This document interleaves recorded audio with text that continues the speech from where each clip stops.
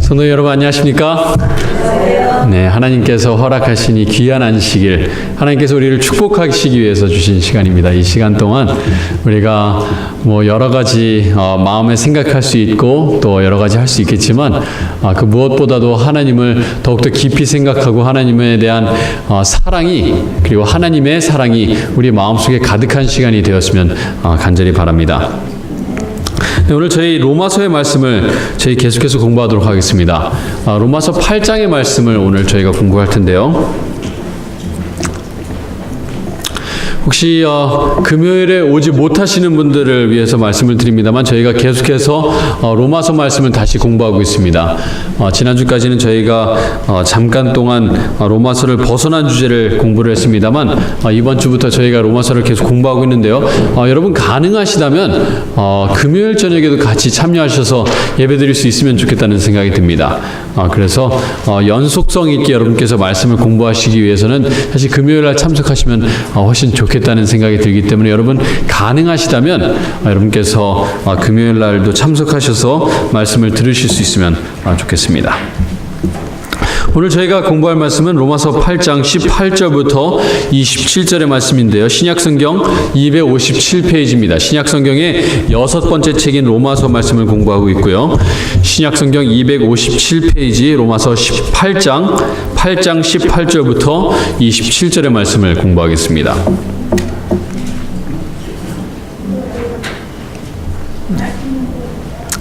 네, 그럼 18절부터 22절까지 저희가 먼저 보겠습니다. 생각하건대 현재의 고난은 장차 우리에게 나타날 영광과 비교할 수 없도다. 피조물이 고대하는 바는 하나님의 아들들이 나타나는 것이니, 피조물이 허무한데 굴복하는 것은 자기 뜻이 아니요 오직 굴복하게 하시는 이로 말미암음이라. 그 바라는 것은 피조물도 썩어짐의 종노릇한 데서 해방되어 하나님의 자녀들의 영광의 자유에 이르는 것이니라. 피조물이 다 이제까지 함께 무엇하며 탄식하며 함께 고통을 겪고 있는 것을 우리가 아느니라. 네. 이 로마서 8장은 성경에서 가장 한숨이 많이 나오는 장이 아닐까 생각이 됩니다. 어제 저희가 공부하기를 우리는 하나님께서 우리를 무엇으로 선택을 하셨는가 하면은 우리를 상속자로 부르시고 우리를 선택하셨다고 저희가 공부를 했습니다. 근데 히브리서 1장의 말씀을 보시면은 우리가 누구와 함께 상속자인가 하면 그리스도와 함께 상속자인데, 예수님께서는 무엇을 상속받으신 분인가 하면 만유의 상속자라고 히브리서 1장 2절은 얘기하고 있습니다. 자, 그러면 우리가 그리스도와 함께 상속자라면은 무엇을 상속받는 사람들인가 하면 만유의 상속자로 하나님께서 공동 소유권의 이름을, 우리의 이름을 올려주실 것을 이야기하고 있는 것입니다.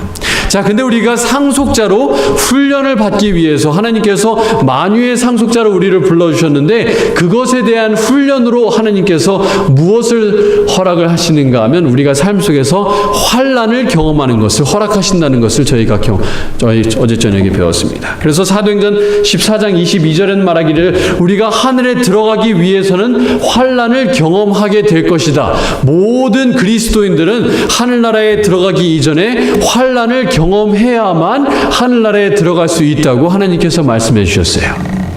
근데 우리가 이 땅에서 경험하는 환난이 지극히 가볍다, 그리고 지극히 짧은 한순간에 불과하다고 얘기하셨습니다.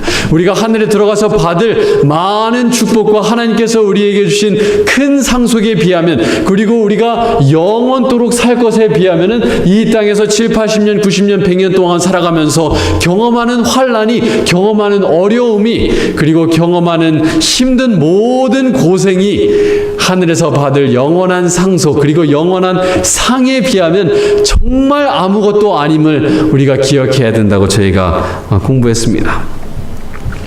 근데 저희가 19절 말씀부터 보시면은 우리만 환난을 당하면 괜찮지만 이 땅에 사는 인간들만 고생당하고 환난을 경험하는 것이 아니라 온 피조물이 하나님의 아들들이 나타나기를 고대하면서 탄식한다라고 얘기하고 있습니다. 자, 여러분 책꽂이를 로마서 8장에 껴놓으시고 이사야 65장 말씀을 보겠습니다. 피조물이 정말 탄식하는 채로 살아가고 있는데 왜 그런 상태가 되었는가? 이사야 65장 말씀입니다. 구약성경 1009페이지입니다. 김영주 목사님, 저 죄송한데 좀 울리는 소리가 들리는데 소리를 조금만 낮춰주시면 감사하겠습니다. 감사합니다. 이사야 65장 25절의 말씀을 보겠습니다. 구약성경 1009페이지에 있는 말씀입니다. 하나님께서 세상을 처음에 만드셨을 때는 어떤 상태였는가? 네. 새 하늘과 새 땅, 우리가 들어갈 하늘의 모습을 보면은 하나님께서 원래 의도하신 세상의 모습이 나와 있습니다. 이사야 65장 25절입니다. 이리와 어린 양이 함께 먹을 것이며 사자가 소처럼 무엇을 먹을 것이며 짚을 먹을 것이며 뱀은 흙을 양식으로 삼을 것이니 나의 성산에서는 해함도 없겠고 상함도 없으리라 여호와께서 말씀하시니라. 여러분, 정말 위험 있는 사자의 모습을 상상해 보시기 바랍니다. 그 위험 있는 사자가 무엇을 먹고 있어요? 지푸라기를 먹고 있는 것이 하늘나라의 모습입니다. 그 모습이 하나님께서 원래 의도하신 이 지구상의 모습이었습니다. 하나님께서 원래 사자를 창조하셨을 때는 다른 짐승을 잡아먹도록 창조하신 것이 아니라 사자도 풀을 뜯어먹고 지푸라기를 뜯어먹도록 하나님께서는 창조하셨습니다. 양이 사자가 잠들어 있을 때 잠자는 사자의 코털을 건드려도 사자가 성내지 않고 사자와 양이 같이 놀 수 있도록 하나님께서는 창조하셨던 것입니다. 이번 주에 저희 형한테 전화가 왔습니다. 저희 형이 한국인들이 거의 없는 지역에서 살다 보니까 이 한국 마켓에 가려면 1시간 이상을 운전을 해야 돼요. 저희 형수가 아이를 낳은 지가 얼마 되지 않았기 때문에 큰 딸만 데리고 이제 미네소타까지 가서 밤 늦게 도착을 했다고 합니다. 밤 12시 넘어서 이제 집에 막 들어와서 이제 거라지와 집이 떨어져 있어요. 그래서 거라지에서 내리고 잠든 아이를 들고 이제 집으로 들어가려고 하고 있는데 집 앞에 무슨 커다란 물체가 움직이는 물체가 있었대요. 그래서 뭔가 해서 자세히 보니까 저희 형보다 큰 곰이 한 마리가 집 문 앞에서 네, 있었다고 합니다. 그래서 아이를 들고 이제 어떻게 해야 되나 5초 동안 아무 행동도 하지 못하고 형이 얼어버렸다 그래. 그래갖고 아이는 살려야겠다 해갖고 거라지로 급히 뛰어들어가서 문을 내렸다 그래요. 하나님께서 원래 창조하신 의도대로라면 형이 이제 장바구니를 들고 들어왔을 때 곰이 힘들겠다고 장바구니를 들어주는 것이 하나님께서 원래 의도하신 모습일 것입니다.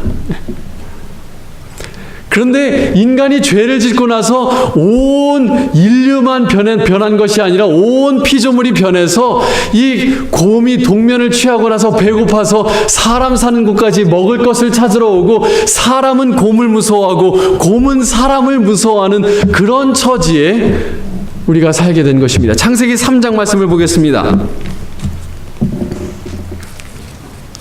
창세기 3장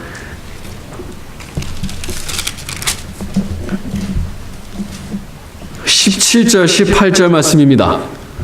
하나님께서 참 세상을 아름답게 창조하시고 모든 피조물이 서로 사랑하고 서로를 섬기도록 하나님께서 창조하셨는데 왜 이 지경에 저희가 이르게 되었습니까? 창세기 3장 17절에 하나님께서 아담에게 말씀하십니다. 아담에게 이르시되 내가 내 아내의 말을 듣고 내가 너에게 먹지 말라 한 나무의 열매를 먹었은즉 땅은 너로 말미암아 저주를 받고 너는 내 평생에 수고하여야 그 소산을 먹으리라. 땅이 내게 가시덤불과 엉겅퀴를 낼 것이라. 내가 먹을 것은 밭의 채소인즉. 하나님께서 인간을 창조하시고 세상을 창조하셨을 때 아름답고 서로를 사랑하도록 만드셨지만 인간이 죄를 지은 이후에는 모든 것이 달라졌다고 저희가 로마서를 공부하면서 저희가 배웠습니다. 우리가 이 땅에서 보는 모든 것이 죄로 말미암아 달라졌습니다. 여러분 주변을 한번 살펴보시기 바랍니다. 이 주변에 보이는 모든 것들이 죄를 짓지 않았다면 다른 모습을 하고 있었을 것입니다. 여러분 옆에 앉아 계신 성도님들도 물론 아름답게 생기셨고 잘생기셨지만 죄가 없었다면 지금의 모습과는 다른 모습으로 살아가고 있었을 것입니다. 얼굴에 있는 눈에 있는 주름도 아마 더 적을 것이었고 목소리도 더 아름다운 목소리였을 것이고 옆에 성도님의 입고 있는 옷도 아마 다른 옷을 입고 있었을 것입니다. 하나님의 의의 옷을 입은 채로 지금과는 완전히 다른 모습으로 살아가고 있었을 것입니다. 자, 우리 인간이 고생하는 것은 어떻게 보면 당연할 수 있어요. 우리의 첫 조상인 아담과 하와가 죄를 지었기 때문에 우리가 고생하는 것은 어떻게 보면 당연할 수 있지만 정말 이 세상에 살고 있는 많은 동물들, 새와 짐승과 바다에 살고 있는 짐승들, 그리고 나무와 풀과 많은 생물들은 정말 마른 하늘에 날벼락 맞듯이 정말 행복하게 에덴 동산에서 살고 있다가 갑자기 인간이 죄를 지음으로 인해서 고생하면서 살아가게 된 것입니다. 제가 중학교 때 중국을 방문할 기회가 있었습니다. 제가 중국 아주 재미있게 방문하고 있었는데 연길에서 길을 걷다가 낑낑거리는 소리를 제가 듣게 됐어요. 그래서 돌아보니까 개가 낑낑거리고 있는데 제가 그 광경을 잊을 수가 없어요. 개가 줄에 매달려서 가죽이 벗긴 채로 살아있는 채로 개가 낑낑거리는 그 모습을 봤습니다. 왜요? 죄 때문에. 닭은 태어나면은 이 땅에 태어나는 대부분의 닭은 자기 몸 크기만한 우리에서 평생을 태어난 순간부터 죽을 때까지 그 우리 안에서 닭은 벗어나지 못한 채로 수많은 닭들이 그렇게 살다가 죽어가고 있습니다. 그저 계란을 생산하는 기계로 몸에 여러 가지 호르몬의 주사를 맞으면서 평생을 그렇게 살아가고 있습니다. 그래서 성경은 말하기를 온 피조물이 탄식하면서 하나님의 아들들이 나타나기를 기다리고 있다. 인간이 죄를 지었는데 그것으로 인해서 온 피조물이 우리 때문에 고생하고 있습니다. 그러면서 무엇을 기다리고 있어요? 예수님 언제 오십니까? 그 줄에 매달려서 가죽이 벗긴 채로 산채로 가죽이 벗긴 그 개가 부르짖기를 하나님의 아들이 언제 나타납니까? 아들들이 언제 나타납니까? 우리의 갇힌 채로 평생을 살아가는 닭들이 우리가 언제까지 이런 채로 살아가야 됩니까? 그들이 부르짖고 있다고 성경은 이야기하고 있습니다. 하나님의 아들들이 나타나는 것을 기다리고 있다고 얘기했는데 하나님의 아들들이 나타나는 것은 무엇을 가리키는가? 골로새서 3장 4절에 그 이야기가 나옵니다. 골로새서 3장 4절의 말씀을 보겠습니다.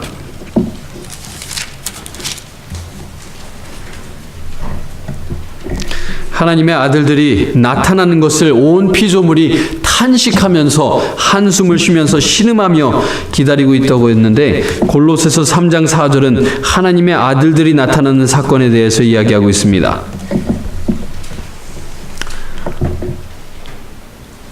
골로새서 3장 4절입니다.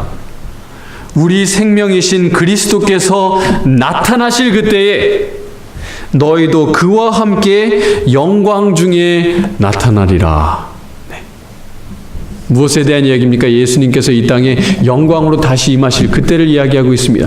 예수님께서 영광 중에 이 땅에 다시 내려오실 때에 하나님의 아들, 딸들도 영광 중에 예수 그리스도와 같은 모습으로 나타날 것을 이야기하고 있는 것입니다.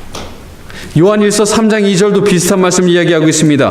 요한일서 3장 2절은 이야기하기를 사랑하는 자들아 우리가 지금은 하나님의 자녀라 장래에 어떻게 될지는 아직 나타나지 아니하였으나 그가 나타나시면 예수님께서 재림하시면 우리가 그와 같을 줄을 아는 것은 그의 참 모습 그대로 볼 것이기 때문이니 예수님께서 나타나실 때 예수님께서 영광 중에 나타나실 때 우리가 예수님과 같은 모습으로 나타날 것을 하나님의 자녀로서 하나님과 같은 모습으로 나타날 것을 요한일서 3장 2절은 이야기하고 있는 것입니다. 자, 근데 피조물은 예수님을 기다린다고, 예수님께서 나타나시는 것을 기다린다고 얘기한 것이 아니라 하나님의 아들들이 나타나는 것을 기다린다고 얘기했습니다. 왜 그럴까요? 하나님께서는 피조물에게 아무런 피해를 끼치신 게 없어요. 그렇죠? 왜 온 피조물이 고생하고 있어요? 인간들 때문에 고생하고 있어요.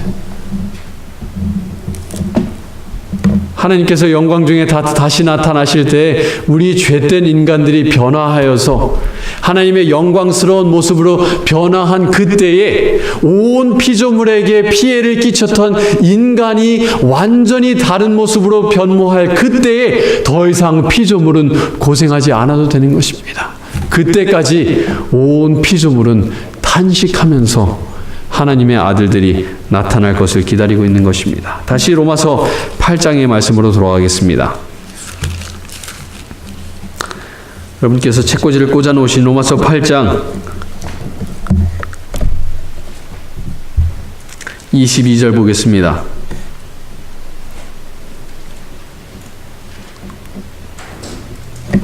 로마서 8장 22절입니다. 피조물이 다 이제까지 함께 무엇하며?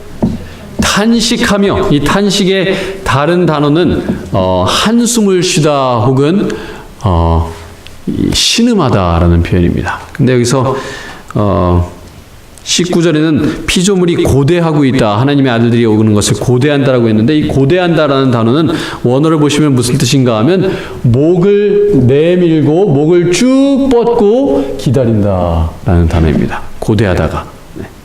피조물이 어떻게 기다리고 있어요? 목이 빠져라 기다리고 있어요. 어떻게 하면서요? 탄식하면서.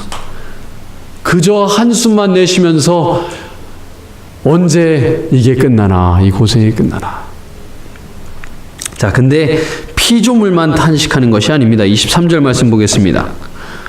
그뿐 아니라 또한 우리 곧 성령의 처음 익은 열매를 받은 우리까지도 속으로 무엇하여?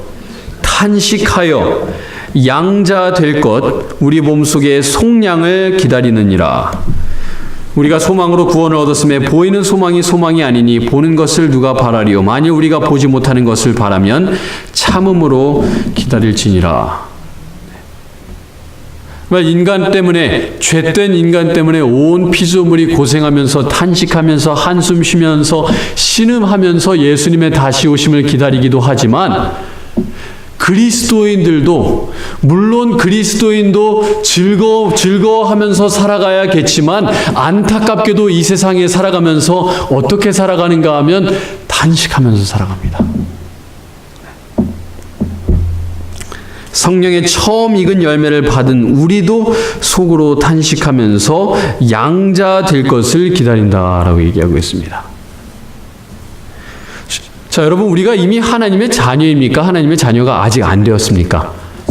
하나님의 자녀입니다. 벌써. 그렇죠? 예수님을 믿는 모든 자들이 하나님의 자녀이고 우리를 이미 상속자, 즉 양자를 삼아 주셨는데 15절 말씀 보시겠습니다. 너희는 다시 무서워하는 종의 영을 받지 아니하고 양자의 영을 받았으므로, 네, 과거형입니다. 양자의 영을 이미 받아서 입양이 이미 된 상태입니다만 저희가 보고 있는 23절의 말씀을 보시면 양자가 될 것을 기다리고 있다라고 얘기하고 있어요. 양자가 이미 되었는데 양자가 될 것을 탄식하면서 기다리고 있다. 무슨 말인가? 여러분, 정말 열악한 고아원의 모습을 좀 생각해 보시면 좋겠어요. 열악한 고아원에서 정말 배고프게 자라고 있는 한 아이가 고아원에서 형들에게 많이 매도 맞고 따돌림도 당하고 배고프고 춥고 잠자리는 불편한 한 고아가 정말 다른 나라에서 정말 선량한 부부가 자기를 입양할지도 모른다는 이야기를 듣게 되었습니다. 고아원의 원장님이 부르셔서 야, 이제 너를 외국에 계신 정말 선량한 부부가 너를 입양하려고 한다. 그 이야기를 들었을 때 어떨까요? 드디어 내가 이 고생하는 것에서 벗어날 수 있겠구나. 그래서 이제 이 외국에 계신 이 부부가, 이 부모님이 모든 수속을 다 마치고 이제 법적으로 양자가 되었다는 소식까지 그 고아가 듣게 되었습니다. 자, 그러면은 법적으로는 이미 이 아이가 양자가 된 상태입니다만 아직까지 몸은 어때요? 고도예요.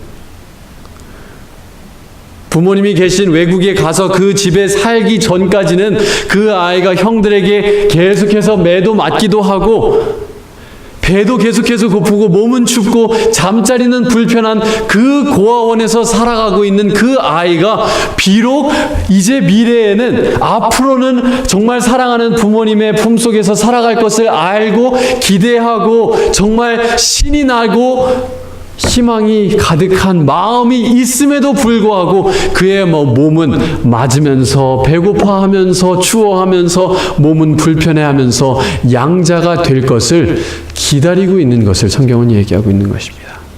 이미 우리는 하나님께서 우리를 입양하여 주셔서 자녀로 삼아 주셨지만 우리가 이 죄된 세상에 살아가면서 환난을 겪어가면서 우리가 어떻게 하면서 살아가는가 하면 탄식하면서 살아갑니다. 하나님 언제 저희를 집으로 데려가 주셔서 이 입양하는 모든 과정이 끝이 날 것입니까? 하나님 저희를 집으로 제발 좀 곧 데려가 주십시오. 탄식하면서 살아가는 것입니다. 온 피조물도 탄식하고 한숨 쉬고 신음하지만 그리스도인인 우리도 성령의 처음 익은 열매, 성령의 열매, 갈라디아서 5장에 나와 있는 성령의 열매가 우리의 삶 속에 나타나서 사랑과 화평과 희망이 소망과 우리의 삶 속에서 이미 싹이 나고 있음에도 불구하고 이 세상에서 환난을 겪을 때에 고생스러운 것은 힘든 것은 어쩔 수 없는 인간으로서 하나님 단식하면서 살아가는 거예요. 제가 참 한숨을 많이 쉬어요, 집에서. 네. 집사람이 그렇게 좋아하지 않아요. 근데 제 한숨 쉬는 거를 누가 특히 싫어하시는가 하면은 저희 어머님이 그렇게 싫어하세요. 네. 근데 제가 한숨 쉬는 걸 누구한테 배웠냐면 저희 엄마한테 배웠습니다. 저희 어머님이 그렇게 한숨을 자주 쉬세요. 저도 저희 어머님을 닮아서 한숨을 쉬는데 힘들 때만 한숨을 쉬는 게 아니라 그냥 집에 있을 때 그냥 저도 모르게 한숨을 쉬면 그렇게 이 스트레스가 좀 없어지는 것 같은 기분이 드는데 누가 또 한숨을 잘 쉬는가 하면 하은이도 한숨을 잘 쉬어요. 그래서 3대에 이르기까지 저의 어머니부터 시작해서 저 그리고 하은이에 이르기까지 무엇하면서 살아가는 거예요? 탄식하면서 살아갑니다. 언제까지요? 예수님 오실 때까지는 탄식하면서 살아갈 것 같아요. 네. 여러분 이 땅에서 너무 편하게 살지 않았으면 좋겠습니다. 우리는 보이지 않는 것들을 바라면서 살아가는 사람들입니다. 24절 말씀 다시 보겠습니다. 우리가 소망으로 구원을 얻었음에. 저희가 봤던 로마서 5장 말씀을 보시면 우리에게 환난을 왜 허락하세요? 환난을 통해서 인내를 낳고요. 인내가 연단을 낳고 연단을 통해서 우리의 마음속에 무엇이 생깁니까? 소망이 생깁니다. 소망. 우리가 태어나서부터 모든 우리가 원하는 요즘 금수저라고 표현을 하죠. 네. 금수저, 흙수저라고 표현하는데 정말 열악한 환경에서 태어나고 자란 아이들을 가리켜서 흙수저를 물고 태어났다라고 표현을 하고 정말 아무것도 남부러울 것이 없는 아이들을 가리켜서 금수저를 물고 태어났다라고 요즘 표현합니다. 그런데 어떻게 보면은 흙수저를 물고 태어나는 게 축복이에요. 네. 우리가 이 땅에서 환난이 없다면은 하늘나라 들어가서 괜찮네요. 여기도 나쁘지 않네요. 근데 우리가 이 땅에서 환난을 경험하면서 더 아름다운 정말 고생이 없고 눈물이 없고 죽음이 없는 하늘을 바라보면서 정말 이곳과는 다른 하늘. 내가 이 고아원에서 형들에게 선배들에게 매맞고 살아가고 배고프고 춥고 잠자리는 불편한 이곳에서 살아가지만 우리 부모님 계시는 저 나라는 더 좋겠지. 이 땅에서 우리가 환난을 경험하고 고생하기 때문에 저 나라가 더 좋아 보이고 저 나라에 더 들어가고 싶어하는 마음이 생기는 것은 환난이 있기 때문에 그런 것입니다. 자, 그래서 말씀하시기를 우리가 소망으로 구원을 얻었음에 보이는 소망이 아니니 보는 것을 누가 바라리요. 만일 우리가 보지 못하는 것을 바라면 참음으로 기다릴지니라. 우리가 보는 것은 우리가 바라질 않습니다. 우리가 이미 갖고 있는 것은 더 가지길 바라긴 하겠지만 그 갖고 있는 것 자체를 계속 가지기 원하는 마음은 바라는 마음이 크진 않아요. 예를 들어서 이제 차를 샀다고 생각을 하겠습니다. 원하는 차가 있어갖고 정말 좋은 차를 샀는데 그 차가 산 것은 좋지만 그 차를 갖고 싶어하는 마음은 이제 더 이상 없다는 얘기예요. 더 좋은 차를 갖고 싶어하는 마음이 생길 수는 있지만 그 차를 갖고 싶어하는 마음은 더 이상 없다는 얘기입니다. 그 차를 갖고 싶어하는 마음이 열망이 강하지 않다는 얘기인데 여러분 고린도후서 4장 18절 말씀을 보겠습니다.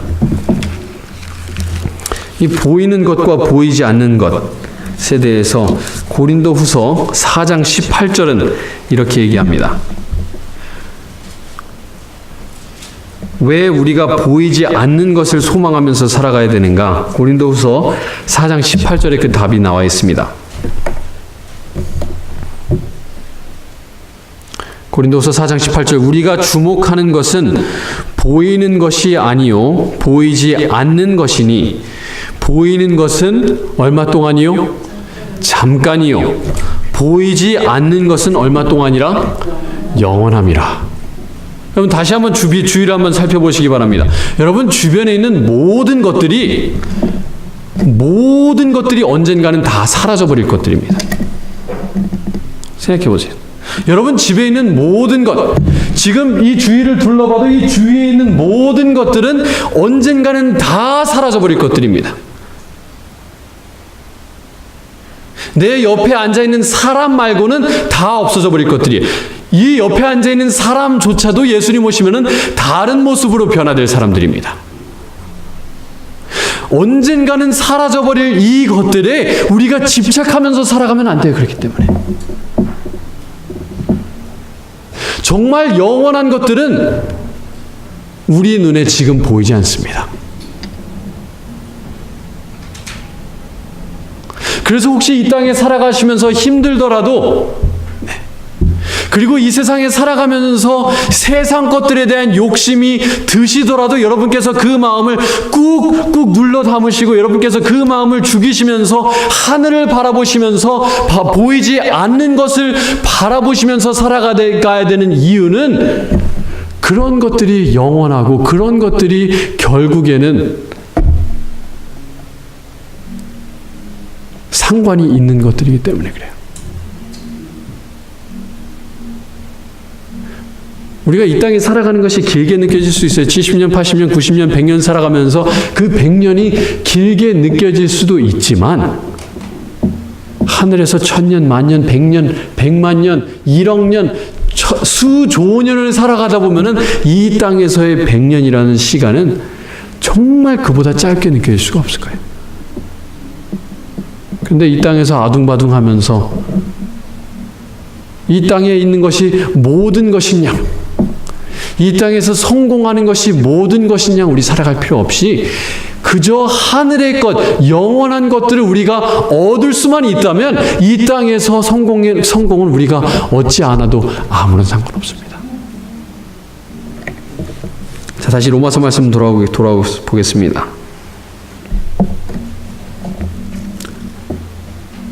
로마서 8장 25절입니다. 만일 우리가 보지 못하는 것을 바라면 참음으로 기다릴지니라. 정말로 마음속에 소망이 있는 사람들은 소망의 열매로서 무엇을 맺는가 하면 인내를 맺습니다. 데살로니가전서 1장 3절의 말씀을 보시면 믿음과 소망과 사랑이 각각의 열매가 있어요. 믿음이 있는 사람은 각각 나타나는 것이 있고 또 사랑을 갖고 있는 사람이 나타내는 것이 있고 소망을 가진 사람들이 나타내는 것이 있는데 소망을 가진 사람은 그것이 무엇의 열매로 나타나는가 하면 인내의 열매로 나타납니다. 정말로 하늘을 바라보는 사람은 참으면서 살아가는 사람들이. 그래서 고린도전서 13장의 말씀을 보시면은 사랑의 여러 가지 특징들이 있는데 사랑의 첫 번째 특징이 무엇입니까? 사랑은 오래 참고. 그게 소망과 사랑을 가진 사람들의 특징입니다. 오래 참습니다. 다른 사람들이 나를 힘들게 하더라도 한순간 참는 것이 아니고 하루 참는 것이 아니라 그냥 예수님 오실 때까지 참으세요. 그 사람이 만약 벌 받아야 될 사람이라면 하나님께서 벌 주실 것이고, 그 사람이 나중에 벌 받지 않을 사람이라면 그 사람이 받아야 될 벌을 이미 예수님께서 다 받으셨습니다. 참으세요. 1년 참으시고 10년 참으시고 그냥 예수님 오실 때까지 그냥 꾹꾹꾹꾹 눌러 담으시고 여러분 무덤에 들어가시는 그날까지 참으시기 바랍니다. 하늘 들어가면은 이 땅에서 내가 참았던 것들이 정말 아무것도 아니었구나 생각하게 될 그런 날이 오게 돼요. 그 말씀을 믿으신다면 우리 참을 수 있습니다. 계속해서 보겠습니다. 26절. 이와 같이 성령도 우리의 연약함을 도우시나니 우리는 마땅히 기도할 바를 알지 못하나 오직 성령이 말할 수 없는 탄식으로 우리를 위하여 친히 간구하시느니라. 온 피조물도 탄식하고 우리 그리스도인들도 탄식하는데 누구도 한숨을 정말 땅이 꺼지도록 한숨을 쉬시는가 하면 성령님도 한숨을 쉬세요. 우리는 그냥 탄식한다라고 표현을 했는데 성령님의 탄식을 가리켜서는 말할 수 없는 탄식이라고 얘기하고 있습니다. 인간의 말로는 표현할 수도 없는 괴로움으로 성령님께서 우리를 대신해서 괴로워해 주시고 계시다는 겁니다. 우리가 탄식할 때, 우리의 마음속이 힘들고 괴로울 때 우리가 어떻게 기도해야 될지도 모르고 기도를 하더라도 정말 하나님의 수준에 완전히 미달되는 그런 기도임에도 불구하고 성령님께서 우리를 대신해서 우리보다 더 큰 한숨을 내주시고 우리보다도 더 큰 신음으로 우리를 위해서 신음해 주시면서 우리보다 더 아름다운 말로, 더 적합한 말로 우리를 대신해서 하나님 아버지께 기도해 주시고 계십니다.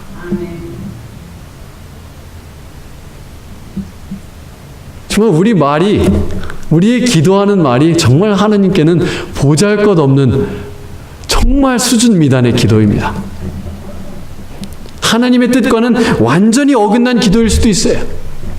마치 어린 아기들이 정말 옹알이 하는 것처럼 들을 수 없는 그런 수준의 말일지도 모르겠습니다. 이 어린 아기의 말과 어른의 말의 수준의 차이보다 우리의 말과 하나님의 말의 수준의 차이가 훨씬 더 클 것입니다. 그럼에도 불구하고 27절 마음을 살피시는 이가 우리의 수준 미달되는 마음을 살피시는 하나님께서 성령의 성생각을 아시나니 이는 성령이 하나님의 뜻대로 성도를 위하여 간구하심이니라. 여러분 우리가 힘들 때 우리의 말이 우리의 기도가 수준 미달임에도 불구하고 하나님께 기도를 올려도 괜찮은 것은 성령님께서 우리를 대신해서 통역을 해주시고 계시기 때문입니다.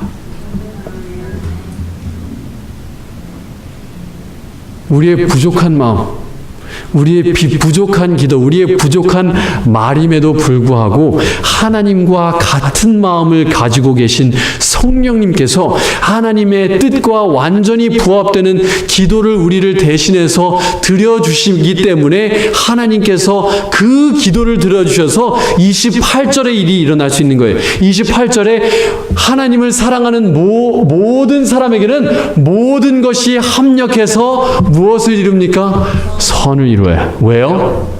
성령님께서 우리를 대신해서 기도해 주시기 때문에. 우리의 환난조차도 하나님께서 모든 것이 합력하여 선을 이루시는 그 과정의 일환이에요. 그 과정을 우리가 다 설명할 수는 없습니다. 여러분께서 시계 안을 보시면은 톱니바퀴가 있습니다. 그 톱니바퀴가 이 시계가 돌아가는 방향대로만 돌아가진 않아요. 때로는 반대로 돌아가는 것처럼 보일 때도 있지만 시계가 온전히 제대로 돌아가기 위해서는 어떤 톱니바퀴는 반대로 돌아가야 돼요. 시계 장인이 아닌 저는 그것을 보면서 그것을 제대로 설명할 수도 없고 그것을 제대로 이해할 수도 없지만 시계 장인은 보면은 어떻게 해야 시계가 제대로 돌아가야 되는지 알 수 있습니다. 우리가 이 땅에서 더 당하는 경험, 고생이 왜 이것이 합력해서 선을 이루어가는 과정인지 지금은 우리가 설명할 수 없지만 우리의 삶을 다 아시고 내다보시고 우리의 성정을 알고 계신 하나님께서는 그 모든 것을 허락하심으로써 왜 이것이 가장 좋은 것인지 아시고 우리에게 허락해 주시는 것입니다. 여러분 혹시 탄식이 나올 때 그 탄식을 기도로 올리시기 바랍니다. 여러분의 마음을, 여러분의 신음하는 그 마음을, 한숨 쉬는 그 마음을 기도에 담아서 하늘에 올리시기 바랍니다. 그 기도를 성령님께서 아름답게 포장하여 주시고 가꾸어 주시고 하나님 앞에 상달될 수 있는 모습으로 성령님께서 올려주실 때 우리의 삶 속에 있는 모든 일들이 합력해서 선을 이루는 것을 우리가 종국에는 이해하고 인정하고 알게 될 날이 언젠가는 올 것입니다. 이 땅에서는 알지 못해요. 하지만 하늘에 가서 1000년 동안 우리의 모든 기록을 살펴보면서 정말로 하나님께서 허락하신 모든 것이 나를 위해서, 나의 유익을 위해서 허락해 주셨구나. 그렇게 인정할 날이 오게 될 것입니다. 그때까지 탄식하시더라도 탄식의 기도를 올리시는 여러분과 제가 되길 바라면서 말씀을 마치겠습니다.